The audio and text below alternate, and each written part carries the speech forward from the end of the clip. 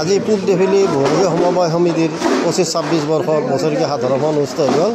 ইয়াত ইমান ৰাইজে অংশগ্ৰহণ কৰিছে, এতিয়াও বুজায় যে সমিতিখনৰ প্ৰতি ৰাইজৰ আস্থা অটুট আছে।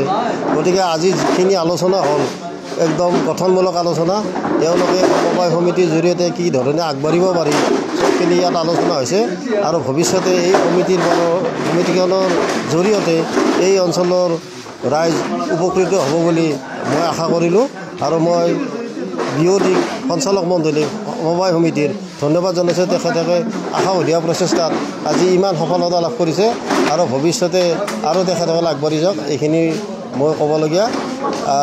মই এইখিনিতে আপোনালোক সকলোকে এই অঞ্চলৰ সমূহ ৰাইজক শুভেচ্ছা জনাইছোঁ ছ'চাইটিখনৰ ইমান মৰম দিয়াৰ কাৰণে।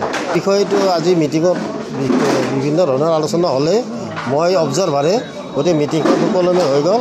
এই সময়তো এই পইচাটো যি লৈছে এই সময়ত তেওঁলোকে কোনে কি হোৱা নাই তেওঁলোকে লিপিবদ্ধ কৰিছে সমিতিয়ে। গতিকে পৰৱৰ্তী নিশ্চয় কাৰ্যপন্থা গ্ৰহণ কৰিব। গতিকে যোনে অভিযোগ দিছে আৰু কাৰে দিয়া নাই নিশ্চয় সমিতিয়ে ল'ব বুলি মই আশা ৰাখিলোঁ।